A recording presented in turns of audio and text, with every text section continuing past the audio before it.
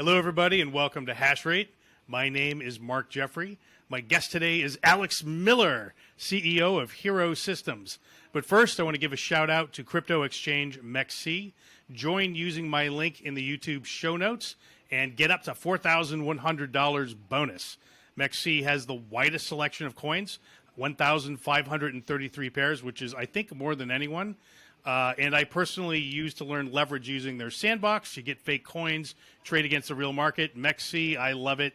Join today and use our sign-up code. So hello, Alex, and welcome to Hash Rate. How you doing? Hey, how's it going, Mark? I'm doing great. Good to see you, man. It's been a while. You. I would say this takes me back to a certain book-related podcast back in the day. Ah, yes. So Alex is referring to This Week in Books. Actually, I originally called it Bibliotech. Yeah, right? Because it was all about the technology of books. And for those of you who don't know, I have this whole other author thing I do. But so I ran sort of this podcast, but for interviewing authors. But it was more about less about their books and more about the tech they used. So when I interviewed Anne Race, I was like, okay, what do you edit in? Do you use Microsoft Word? What do you use? So. And how do you save? And actually, one interesting thing that came out of that, she said when she was working on her manuscripts, she would mail them to herself. That was her backup mechanism. So that was her cloud backup. I forgot that one, but yeah. Yeah. Oh my so that was God. really wild. That would have never come out in any other interview. So that was pretty wild. Yeah. So let's get into stacks and how it works and what it is and all that. So I'll let you take it from here. So what is Stacks, first of all? Stacks is a layer that makes Bitcoin programmable, is the really short thing, right? So it's got a separate blockchain, and it's got an asset, the Stacks token, that's used for gas. It's not an asset in the traditional sense, right? Bitcoin is... So I guess actually let's rewind, right? Bitcoin is pretty great.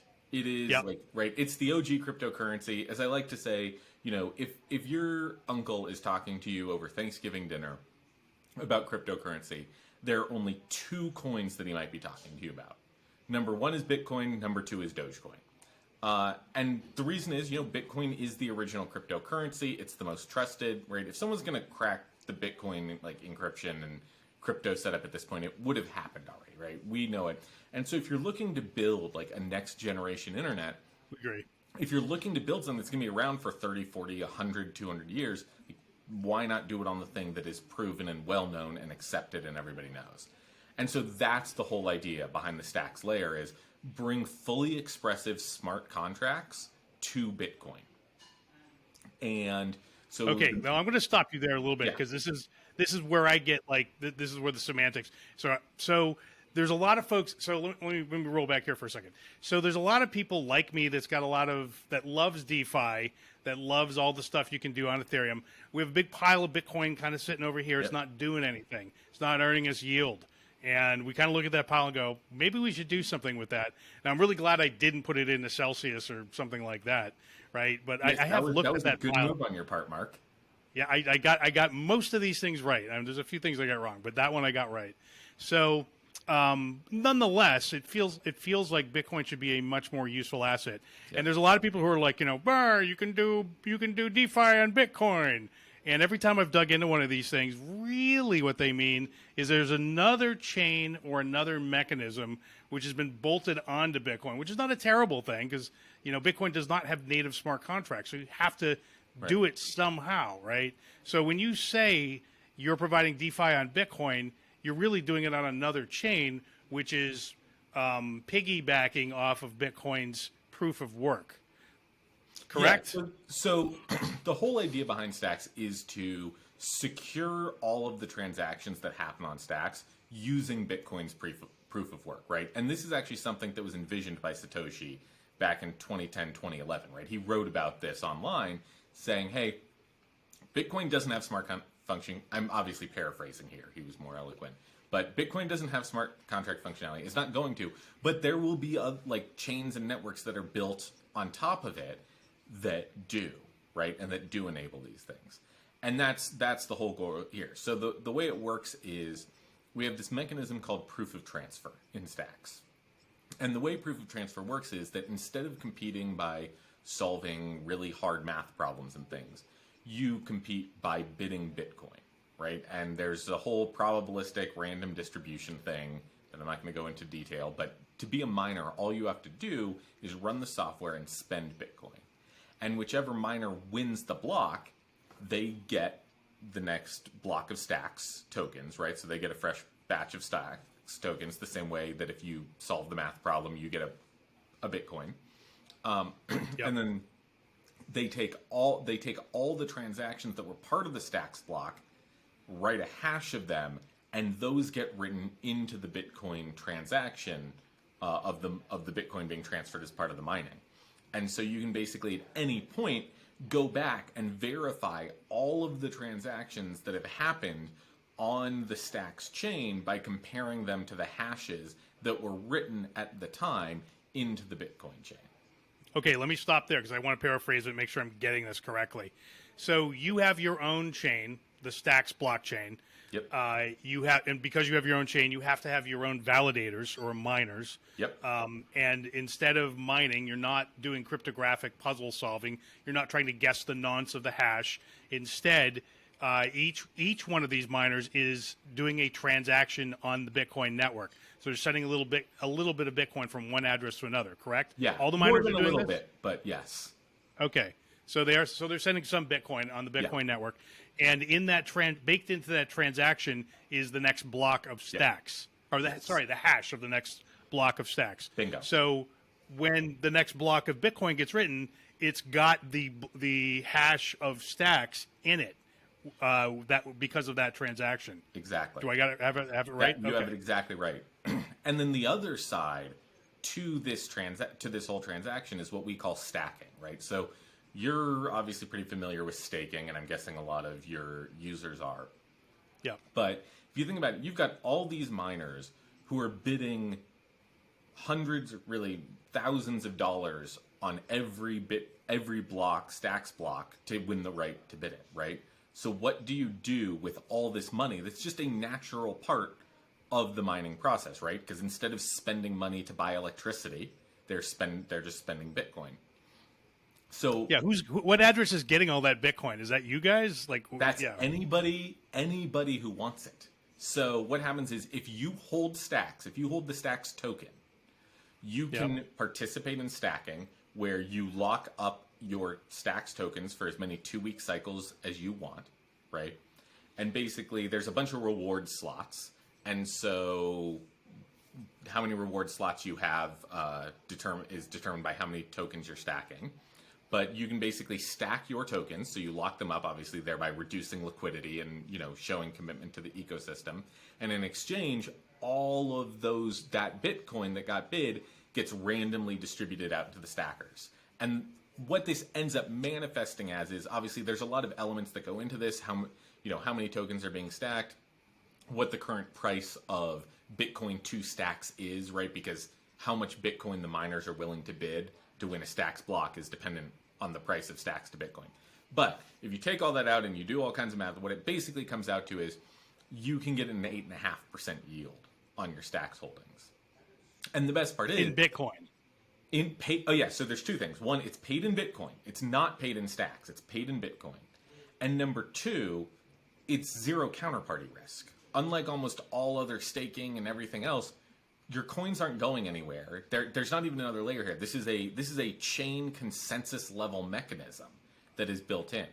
So there's no counterparty risk in what's happening, which makes it, at least for someone like me, a really attractive option. Right. This is all smart contracts, just doing smart contracts things. Exactly. There's no Alex Mashinsky that you're dealing with. There's no, the Celsius guy. There's no human in the loop, period. Yeah.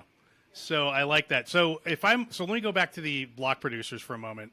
So if I am mining, if I'm sending Bitcoin transactions to mine stacks, why wouldn't I just send like one Satoshi of Bitcoin every single time? Why should I send more Bitcoin? Because your odds of winning a block are are roughly proportional to the amount that you're bidding. Okay, so I'm buying more lottery tickets in effect. Exactly. It's the same thing as on the stacking side, right? Like if you stack 100,000 stacks or 10 million stacks, you're going to, on average, be winning 100 times as many reward slots. Got it. Okay, so just so basically in the stacks blockchain, if I stake stacks, I earn Bitcoin, native Bitcoin, so you don't give me like wrap Bitcoin or Nope. something on the Stacks chain. It's going directly to my actual raw Bitcoin, ledger or whatever I got. Yeah. So Actually, that's pretty cool. So it is actually. There's actually a one-to-one mapping between Stacks and Bitcoin addresses, right? So every single Stacks address has a Bitcoin address underlying it, and you just have to derive it. So like when my ledger, if I have my ledger and like I have I have my Stacks address on there, I have a directly derived Bitcoin address on it too. And so depending on your particular stacking setup, you can either have your Stacks go into that derived wallet, or you can have it paid out into something else. You can use whatever destination you want. But yeah, it's totally native Bitcoin just going into your standard Bitcoin wallet. Okay, so the Stacks blockchain itself, let's talk about that for a second. Yeah. So I can write smart contracts on that. Is it an EVM? Is it something else? So what is it? Yeah, the whole idea behind the Stacks blockchain, like I said, is bringing those fully expressive smart contracts to Bitcoin while making you not touch Bitcoin, take your Bitcoin off the chain, right? And that's the two things that kind of make it unique. So the language that we use is a language called Clarity. It's was developed by the team. It is only used on Stacks at this point, and it's got two really big advantages. Number one, and this will sound funny because everyone's like, usually is clamoring for the opposite, but it's not Turing complete. Number one, and number two, it's human digestible. What I'll call it, right? So the combination of these two things means you can look at a run of of a smart contract before the run and know what's going to happen, right? And in a way that's processable by humans. And so there's obviously nothing in cryptocurrency that is completely secure, nothing where you can't scam people. But I think we've seen in a lot of smart contract areas that let's just call it convolutedness of the way that the contracts execute and the mechanisms make it much easier to defraud people on it. And one of the things that's really great about Stacks is that it's much harder to. It is much easier to write the contracts well and to see what the contracts are going to do before they execute. So is it a programming language, or is it more like, I don't know, Visual Basic or something, where I'm sort of snapping Legos together? Yeah, I mean, it's still just a program. It's still just a programming language and a smart contract language.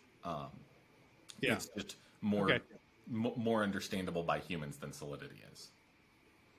Got it. Is anyone else using this? No, it's built proprietary to you guys. Custom built by the team and the community for Stacks.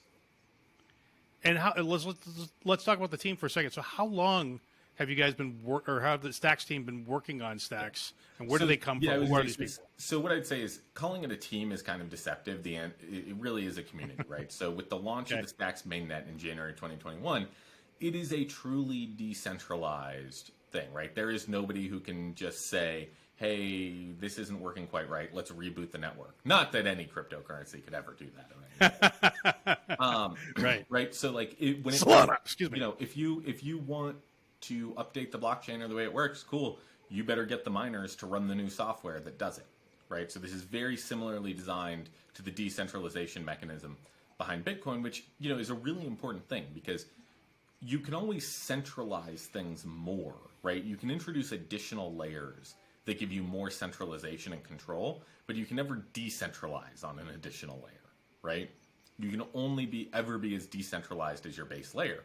And that's why we think it's A, so important to build on Bitcoin, and B, why the core Stacks blockchain layer was created by the community to be as decentralized as possible. So there are now about 70 or 80 independent, unique companies working in the Stacks ecosystem. And so some of those are more focused on kind of helping build the core of the ecosystem. So you have the Stacks Foundation, which is the nonprofit that does the governance for the ecosystem. You've got Damon Technologies, which focuses on mining. You've got, obviously, Hiro, the company that I lead, that focuses on developer tools.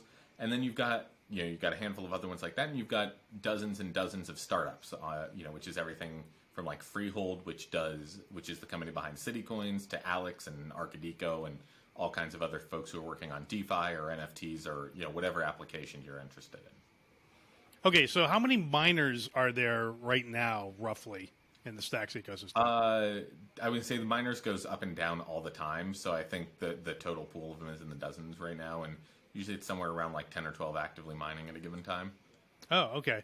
So there's been a lot of discussion recently surrounding the Tornado Cash incident and the vulnerability, and a lot of people kind of woke up and went, "Oh, holy shit!" Once Ethereum goes to proof of stake, suddenly there's going to be basically 4 entities that will control the bulk of the, they'll have the biggest stake, so they'll basically control the chain. If OFAC doesn't like a coin or a protocol for whatever reason, rightly or wrongly, they can just lean on these 4 entities and be like, "Hey, we want you to edit the chain in this way," and Ethereum will be vulnerable to that. I mean, fairly so will Solana and all these other guys. So that will are anyone who really has centralized entities who are responsible for mining. Right. Or and so you say you have like a dozen or so. I guess the intent is obviously to get that quite a bit higher. Is it right now? I would guess that you'd probably be vulnerable to the same thing because of the small number of miners. Because there's one very big difference. Okay. Mining is anonymous on the stack, right? Oh. The same way that mining is anonymous on Bitcoin, right? Yep. Mining is anonymous on the Stacks network. So, yeah, you could come to Hiro or you could go to the Stacks Foundation and say, hey, you guys are involved in this ecosystem, ban this coin. And we'd be like, okay, we can't do that. Go tell all the miners to do it. Right. Or, or it's the same thing that people talk about where, sure, this, some developer could put out a pull request into the Stacks mining software code saying, that includes banning that, and none of the miners will upgrade to it and run it. And so, cool, it never gets adopted. So, yeah, like, for instance, I know, there are people I know who are miners in the Stacks ecosystem. I certainly don't personally know anywhere near 50% of the mining power on the Stacks network. I don't know who they are. Interesting. That is an interesting point. So thank you for that. Well, let's talk about Hiro, because I want to make sure we get this part done. So tell us about Hiro and where you fit into the Stacks ecosystem. Sure. So Hiro Systems is the dev tools company for the Stacks ecosystem, right? We focus entirely on just trying to create the best developer experience possible for people building smart apps on top of Bitcoin. I joined the company personally about 1.5 years ago. I've been in kind of startups and developer tooling, especially for the last 14, 15 years or so, including 8.5 years at this tiny little website called Stack Overflow that no one's ever used or heard of. When I was there, I really fell in love with like enablement. I joke to people that despite working in crypto, I'm not some like future visionary. I will freely admit to being late to the game on crypto, despite the fact that you were telling me like, Alex, you should really buy this damn thing. And I'm like, I don't know, I'll get it tomorrow or whatever. But the thing that I really love is enablement. And I love creating things that help people do stuff.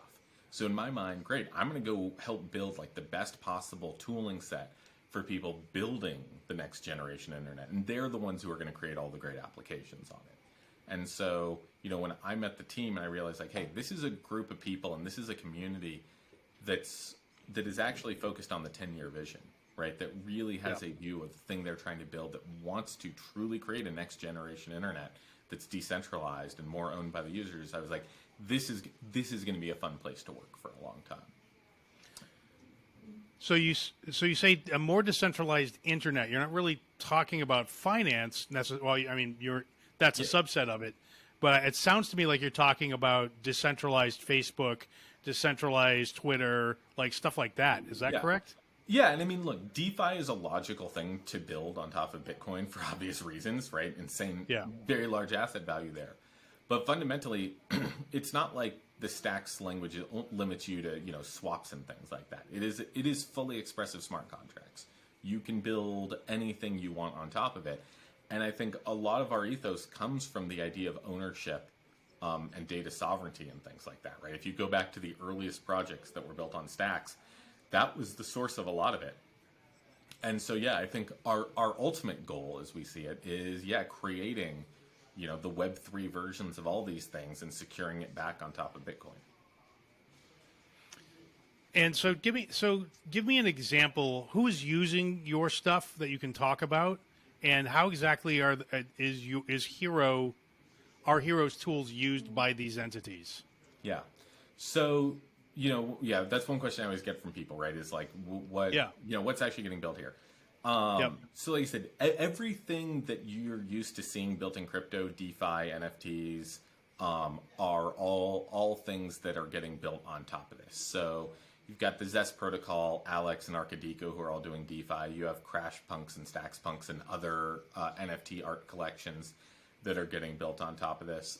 You have hundreds of millions. At one point, it was over $1 billion. Now, obviously, slight market adjustments have brought it into hundreds of millions locked into various DeFi protocols and things on top of it. And I'd say Is that in the Stacks, so that you have hundreds of millions in TVL in the Stacks ecosystem in DeFi? Oh, Yep. I actually did not know that. That's interesting. Okay. And Is that on DeFi Llama? Because I don't think I've ever seen that on DeFi Llama. I don't know. I don't keep track on there. So got it. And then on top, and so total, I'd say there's, in the, I think it's right now probably around 4, maybe approaching 5,000 various apps and smart contracts that are deployed on the Stacks network, and that's up from 100 at launch a year and a half ago. So I will freely admit we are not the biggest ecosystem around, obviously, but at the same time, it's had really solid growth rates. We've seen really good continuance and especially stickiness with our developers, even through the current market ups and downs. Like when people come into the Stacks ecosystem, they tend to stick around. And most of the people who are building in here, are building on top of Hero's tools. So we make a bunch of things like Clarinet, which is a smart contract tool for writing Clarity contracts. We have the Stacks API, which is a very nice REST API for reading state and things on the Stacks blockchain. Stacks.js, which, as the name kind of implies, is JS framework for, again, reading the blockchain and building nice front-end web apps and things. Hyperchain, which is a L2 scaling solution for Stacks, and kind of trades off on the decentralization thing on the trilemma in order to give you even lower latency and faster, more transaction capability. So all of the tools, like I said, that you might need to build, like you can come to Hiro and we will have everything you need for building on Stacks and Bitcoin. Yeah, okay. So basically a lot of the sort of tooling Ethereum provides, like the RPC servers and utilities and stuff like that, that's sort of the world you live in, but the Stacks version of that. Exactly. So, yep. Okay. And you also have a wallet, I think, too. Did I see a Hiro wallet? Yes. Tell us a little bit about that. Yeah. So it's we have both desktop and web wallet versions. There's other people in the Stacks ecosystem like Xverse who make mobile wallets, and so I think there's a couple more wallets I know that are also in the work for the Stacks ecosystem now. But we at Hiro, it's kind of critical that our developers that users can go and install the web, be able to interact with apps that have been built on Stacks. And so, we maintain a really nice web wallet extension for Chrome and Firefox for doing exactly that. Which is also, if you want to mine and things, kind of a necessary tool. Right. Now, what sort of fiat on and off ramps are there in and out of the Stacks ecosystem directly? The reason behind my question is it feels like this next wave of crypto, once sort of the market gets its head screwed back on, is going to be sort of like the 2000 to 2004 wave of the internet, where the true consumer onboarding happens, and we get away from sort of people like you and me talking to each other. And and regular people in the regular world start using it and understand it and have it. And to do that, you have to have all the niceties. We can't be in the Earthlink era. We have to be in the sort of everybody just has Wi-Fi at home era. Right. Yeah, so Stacks is supported on pretty much all of the major exchanges at this point. So Coinbase, OKCoin, pretty much anywhere you want to go, you can buy Stacks at this point. Also, for instance, if you download the Hiro wallet and you're using the Hiro wallet, we have, depending on what region you're in, we have fiat on-ramps directly inside the wallet as well. So honestly, even a year ago, you were much more constrained in where you can go, and we've seen over the last 12 months really great adoption across the board from various exchanges and things, and making it much easier to get your money into the ecosystem. Got it. Okay. So tell me about so how does what you're doing compare to sort of other attempts to DeFi-ify Bitcoin? So, and I'm thinking in particular like Rootstock, like whatever that is that Yago is up to. Like, so talk about the other sort of people in the Bitcoin DeFi ecosystem. Yeah. So, I mean, like I said, the big thing for us that we're trying to do is fully expressive smart contracts on top of Bitcoin without ever having to move your Bitcoin off the chain. And that's really in a fully scalable way. And I say, we are, I think, far and away the most active project in that space by any measurement. The amount of transactions going through it, the number of developers building on it, all of that. And, I think part of the reason what is the transaction count right now? Do you know what sorry, I didn't interrupt. How many transactions per day roughly are you guys seeing? I feel really embarrassed that I don't know the answer to that question. Oh, no worries. In the thousands. Yeah. Okay. So the thing you need to do is you need to look at why we have kind of the chain that we do and the setup that we do and the coin setup that we do. And there's a really important reason. So number one, we think separating the settlement layer from the computation layer is actually really important, right? And you've seen this with the Ethereum merge. It's taken how many years to do the Ethereum merge, right? Right, and there's a good reason, because when you have your settlement layer, you want to be really secure. You don't want making crazy updates and changes to it. You want to be more flexible at your computation layer, though, and that's why the relationship between Stacks and Bitcoin is so beneficial to both. Is great. Let's not touch Bitcoin very much. It's pretty much gotten the thing it does. I'm not saying it should never get touched, but we don't need to do all of the innovation at the Bitcoin layer. We can do a lot of the innovation at secondary layers like Stacks or Lightning's another really good example of this, and settle everything back to the Bitcoin layer where it's secured. So I think that's, that core setup's really good. And then it lets us also have like I said, Stacks as the gas token, right? Nobody likes spending Ethereum as gas. You'd really hate spending Bitcoin as gas. And so having the separate token, you can't incentivize a miner network without some sort of financial incentive. And having that is a really big deal. And so that's kind of why we designed the network the way that we did. And can I build tokens on Stacks? Is there like a BRC20 or SRC20? SIP10 is what it's called. So you've got Stacks improvement proposals, so SIPs. So the best example of this is city coins, right? If you've seen them, like Miami Coin and NYC Coin and things.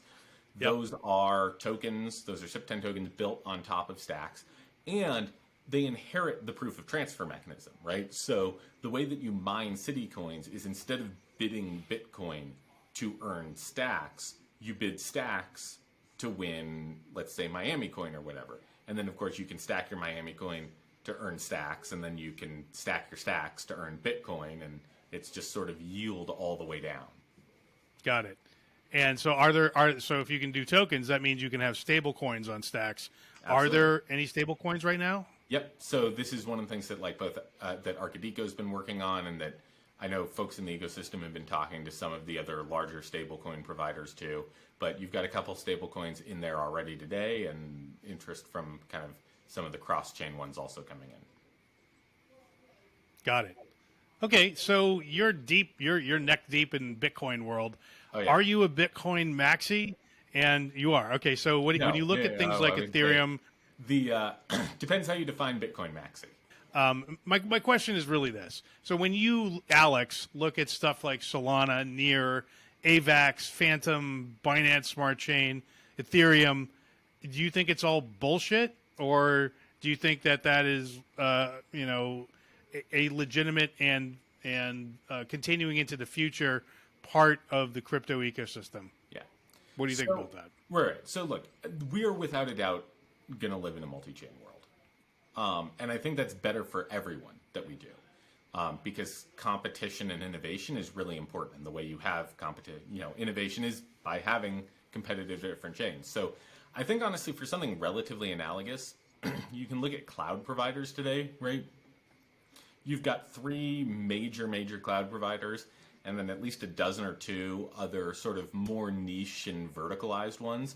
I think crypto probably ends up in a pretty similar place with a handful of, major chains where most things are happening, and then a larger number of more verticalized ones that have specific applications or reasons that people like sticking to them.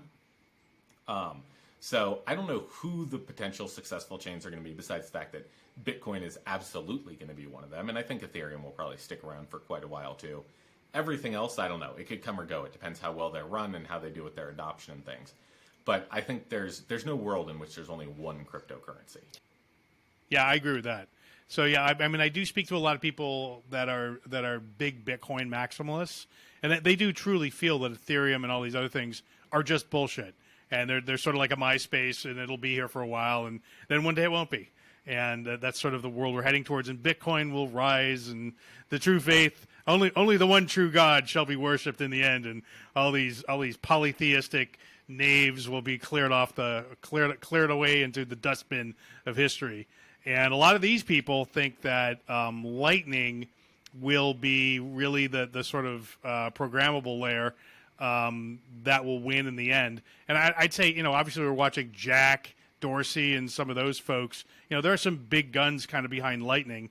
And there was a proposal, and I'm spacing on the name of it, but it basically expanded Lightning to enable tokens and stable coins, and I think DeFi and smart contracts. And that seems to be, there's a lot of energy sort of focused there. What do you think of that world, and how does it compare to Stacks? Yeah, so we're big fans of Lightning. I think it's the only thing in the Bitcoin ecosystem that remotely has the chance of creating like Bitcoin effective for payments, right? The core layer of Bitcoin's never going to be effective for payments. Lightning absolutely is. But at the same time, that's what Lightning is really focused on, right? Lightning is focused on moving money around. So I'm guessing you're talking about Taproot in terms of the proposal that came out. And yes. It's got some very good ideas in there, but it's a theoretical thing at this point for implementation down the line. And it's really entirely focused on what you're talking about with like tokens. It does not, most specifically, it does not do fully expressive smart contracts in the way that Stacks does. And so I personally, and what I think the view on most people in the Stacks ecosystem play around here is like Stacks and Lightning are really complementary to each other. We're never going to be moving money. We're never going to be trying to be the rails for moving money, I think, in the way that Lightning is. And I don't think Lightning's really, I think they have a big enough job in front of them just on that to really be getting into fully expressive smart contracts. And again, even if they did, without a dedicated token, without some of the other aspects to it, it's a lot harder to make it work. So ultimately, yeah, I think you're going to see both of these things not just coexist, but actually really help each other. And I think without both something like Stacks and Lightning, it's a lot harder for Bitcoin to succeed as being more than just kind of this underlying asset, and to really be like the productive thing. Got it. Okay. Well, we're coming up here on the end of our time. So before we go, what are the websites and things? What are sort of some of the good websites for Stacks resources? And of course, how can we find Hiro? Yes. So first, I'm going to plug myself and say follow me on Twitter at Alex L. Miller. Second, if you want to learn about kind of Hiro and the tools that we make, it's hero.so. And if you want to learn about Stacks more generally, you can check out the Stacks Foundation maintains kind of an overview website at stacks.co, which has great information on kind of the core of the network, stacking, mining, all of that kind of stuff. And then hero.so that I run is all about developer tools for building on top of it. Super cool. Well, Alex, it's such a pleasure to see you again after such a long time. And thank you for making the time to explain all this to us and come on the show. Absolutely. Thanks for having me, Mark. All right, that's it for Hash Rate this week. My name is Mark Jeffrey. We'll see you next time.